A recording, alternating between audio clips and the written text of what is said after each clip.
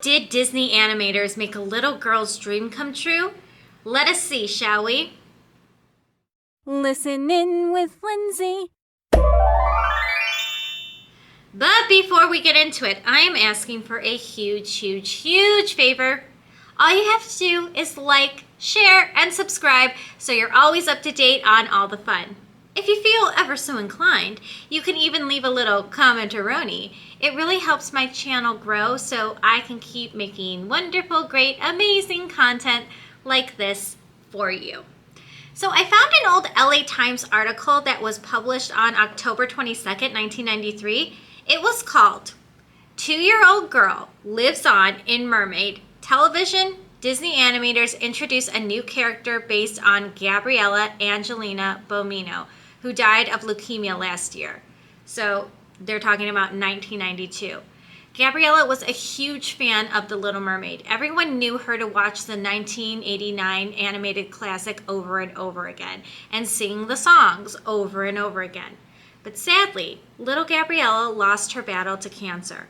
Her parents were obviously devastated and heartbroken. What's worse is that they were robbed of the chance to know who their daughter would grow to be or what she would look like if she were a teenager.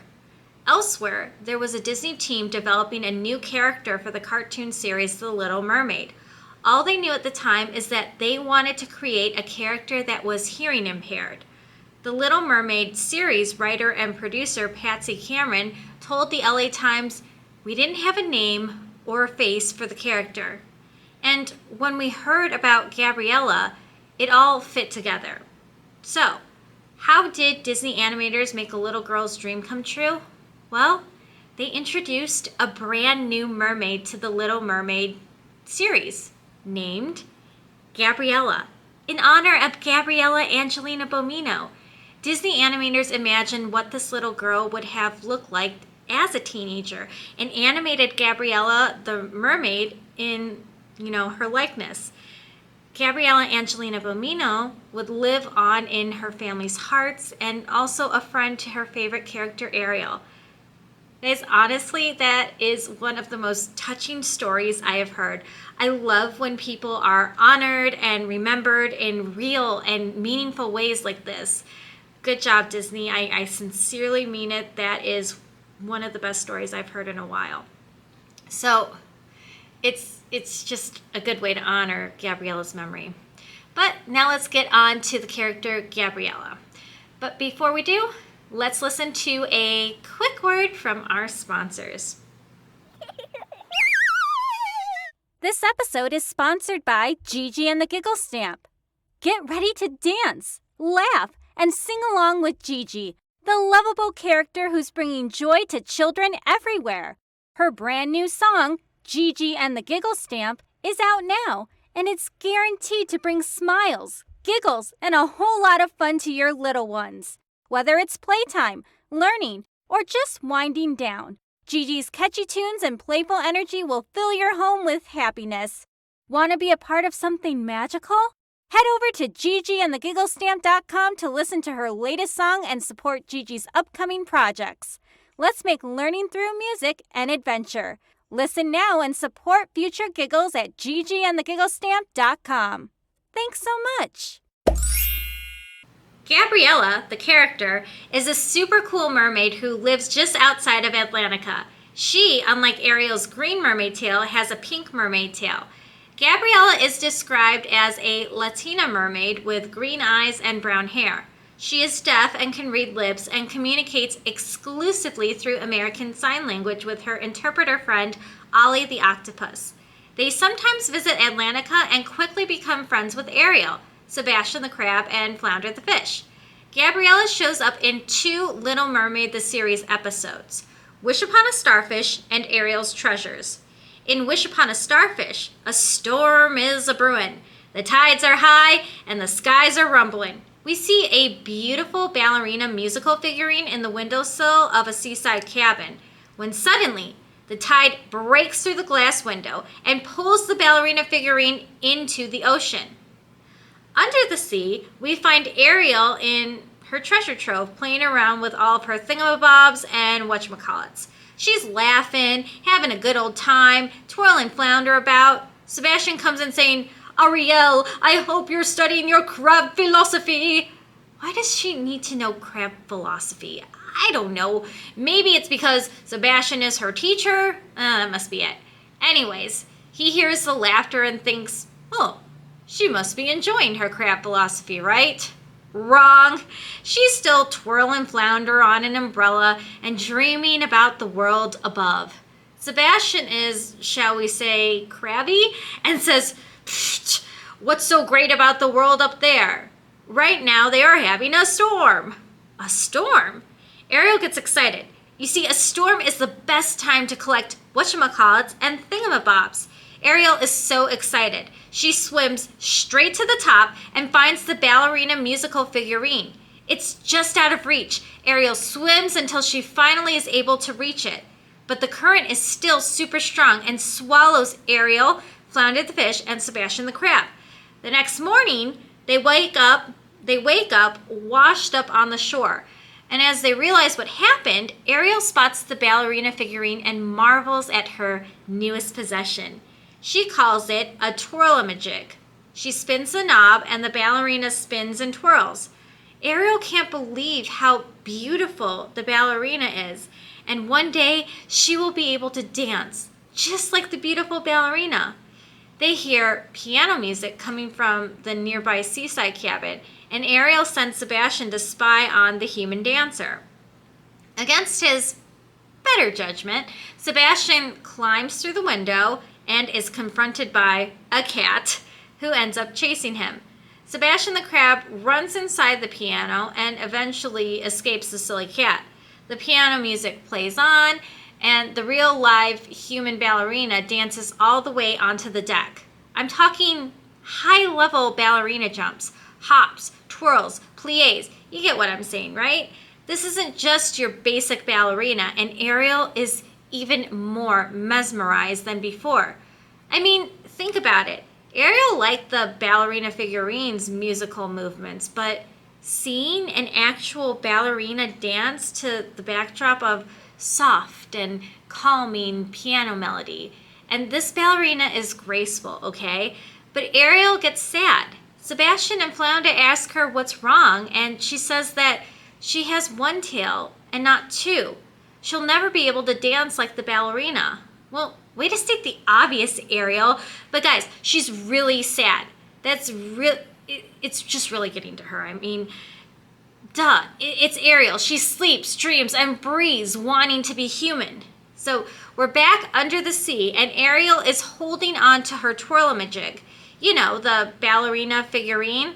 And Sebastian is like, this is a good thing. You can stay under the sea where you belong. But we know Ariel. She starts singing about her dreams and daring to dance. In the distance, who do we see? None other than the da-da-da-da-da, Gabriella the mermaid. Well, the mermaid of the hour. Oh, and her friend Ollie. Ollie introduces himself and Gabriella. Ollie speaks on behalf of Gabriella. Hello, my name is Gabriella. I speak sign language. Ollie says that he is Gabriella's friend and interpreter. Gabriella notices Ariel's ballerina twirl-a-majig figurine and comments on how beautiful it is. Ariel agrees. If you consider yourself a prima ballerina or have a loved one who loves ballet, then you should consider getting the San Francisco Music Box Company Ballerina and Bow's rotating musical figurine. Ballerina and Bow's rotating musical figurine has 18-note musical movements and plays the tune Dance Ballerina Dance. It winds up on the underside and the whole unit rotates, including the base. Beautifully hand-painted and crafted with pearl, bow, and rose detailing. It's a medium size, 7.25 inches tall and 4 inches across at base, and it's made of durable resin. It comes in SFMB's Signatures pink striped gift box, and you too can be like Ariel and have your very own ballerina twirl-a-majig when you head on over to the link below. I'll also leave a link in the description box just because I like you guys that much. Dare to dance, guys. Dare to dance. Ariel is starting to befriend Gabriella. She tells her that It's her dream to dance, just like the ballerina. The only problem is that she has one tail and not two. Ariel continues and says that you probably think I'm silly, foolish, ridiculous like Flounder the fish and Sebastian the crab do. Ariel is getting all up in her woe is me and if only feels. This next part actually made me crack up though. I'm being so honest right now. Sebastian just chimes in and is like, well, of course she does, Ariel. So blunt, so honest, so Sebastian to say the least. But to everyone's surprise, Gabriella doesn't think Ariel is silly for wanting to dance and have two fins, aka legs and feet. In fact, Gabriella has a dream of her own. She wants to sing, just like Ariel. Gabriella and Ollie tell Ariel and her friends about a legend that says, if you wish upon a starfish, your dream will come true. You know, all you have to do is get through a canyon of killer crabs. Oh, is that all? Sebastian remarks, sarcastically, of course. Flounder, however, he gets really excited. What? You're telling me that all I had to do was wish upon a starfish and I could have had anything that I wanted? A random starfish passes by, a boinga, boinga, boinga, boinga, boinga, and Flounder swims and chases after the starfish, holds it tight, and makes his wish. I want to be a big fish, a big, big fish, a big, big, big, big, big, big, big, big, big, big fish, Flounder exclaims. Ollie chimes in. No, not just any starfish. You must wish upon the giant magical starfish of Starfish Grotto at sunset, when the ocean is all aglow.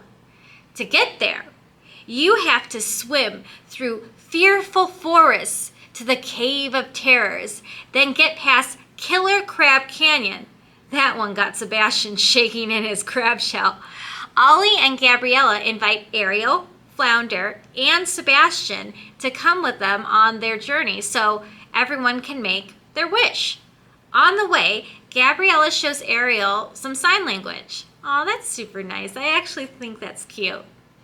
And then also along the way, our friends run into giant eels and larger-than-life snapping turtles. Not so cute. They also get stuck in a Crab Canyon trap. All seems lost when Sebastian, crab talks his way with the giant crabs while helping Ariel and Gabriella escape. They barely make it out and finally reach the magical wishing starfish. Everyone is so excited to make their wishes. The magical wishing starfish acknowledges the obstacles that everyone had to face to get there and agrees to first grant the wishes of the mermaids. Gabriella wishes that she could sing, and Ariel wishes that she had two fins so that she could dance. The magical wishing starfish hovers above the mermaids and spins with a swift quickness. The mermaids are caught in the whirlpool of magic. When the spinning stops, the mermaids expect their wishes to be, fulfilled. Ariel looks at her tail. She still has one tail. She still has her mermaid tail. Gabriella tries to sing, but nothing comes out. The magical wishing starfish is embarrassed. He wants to be able to fulfill wishes, but every time that he tries, nothing works. He just doesn't want anyone to hate him. Gabriella is the one who gets sad. She wanted to be able to sing, to express her feelings, sadness, happiness, love. Ariel points out that Gabriella expresses herself beautifully with sign language. Gabriella thanks Ariel and pretty much agrees. She has always been expressive with her hands. She even dances with her hands. Ariel and Gabriella realize that it's up to them to make their wishes come true. They have everything that they need to make it happen. Ariel and Gabriella begin to sing and dance together. Side note, if you want to hear my cover song to this, I'll leave a link in the description box. Their daring to sing, daring to dance number ends with a ta-da pose and fireworks. Honestly, what a perfect, wholesome, hopeful introduction to Gabriella. What can I say? I love everything about her, and I love the origin story of this character too. It's so heartwarming and touching and honoring a young girl's memory in such a special and personal way. It's truly what it's all about. That's all I can say. But don't worry. we still have one more episode of Gabriella in Ariel's Treasures. So sit back, get cozy, and hey, channel your inner Gabriella. Can't get enough of Gabriella, our magical mermaid with the pink tail? Then sit back and get comfy with your pink mermaid tail blanket. Amy Homey mermaid blankets were designed to use throughout all 4 seasons. You can use it at home, on the sofa bed, when you take a nap, watch TV, and read some books, or even listen to me talk more about Gabriella the mermaid while looking like Gabriella the mermaid and be comfy while doing it. Perfect, right? If that sounds fun, then check out the link below. Again, there is also one in my description box. What a treasure that was, am I right? Speaking of treasures, let's get into Ariel's treasures. So, Ariel is saying goodbye to her father, King Triton. King Triton tells Ariel to behave since he'll be away for several tides. What could go wrong? Well, we have Ursula, the sea witch, spying from her cave, basically hating on Ariel for living the good life. She's going to stir up some trouble, and hey, she even says that she seems to be good at it, you know? Meanwhile, an unsuspecting Ariel is swimming about, scouting for some more treasures, like the human ting hoarder princess she is. You guys like that? I came up with it all by myself.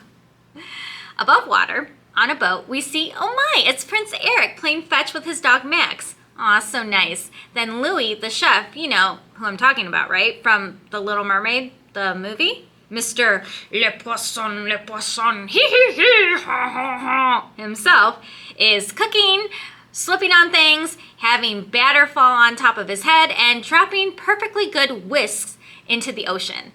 That's good news for Ariel since the whisk falls to the bottom of the ocean right in front of her. It's her new treasure. It's her Whirly Twirly. Ariel is excited to show her new treasure to Gabriella. Yay, Gabriella is coming to visit. We are now inside of Ariel's grotto. Sebastian is listing off all the ways that human things are bad. His words, not mine. Not mine. Gabriella and Ariel are playing with the Whirly Twirly, which, you know, I think is the whisk that Louis dropped. They are twirling it in their hair. Honestly, coming from a girl with long hair, right? I think that can only work in a cartoon because can you imagine the tangles? Yeah. Anyways, Sebastian is seawater salty. No one is listening to him preach about how human things are bad and sea things are good. Ariel says that she is sorry, but she doesn't understand why he doesn't like her treasures. You know, each treasure has a story behind it, a memory, an adventure. Then Ariel and Gabriella find the ballerina figurine, and they remember the adventures that they had when they first met. You know, the Wish Upon a Starfish episode. Ollie, Gabriella's friend, the octopus, is like, it's unanimous. This is the favorite treasure. But Sebastian is not standing for it. He's like, no, I insist. Human things are bad. Believe me, they are. But we know our girl Ariel. She shoves this sinister-looking chess piece horse with red eyes in front of Sebastian and says something along the lines of, see, how could something like this be bad? Yeah, let's just mull that over. Ursula, the sea witch, that's how. Yeah, she's in her underwater lair exploring her potion collection, plotting, scheming, saying to herself, how can I cause the most mischief today? Possessing Ariel's treasures, that's how.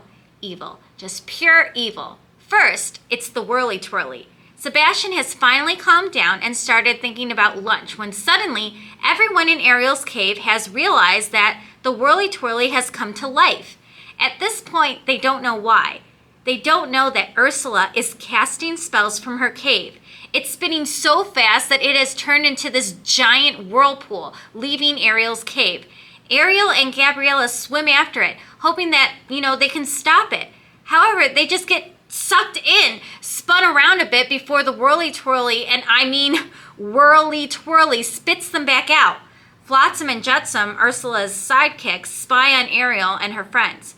Whenever they're eyes get close together, whatever they see, Ursula sees from her crystal ball. Ursula is pleased. Gabriella and Ariel were not able to stop the runaway whirly-twirly, and it's headed straight towards Atlantica.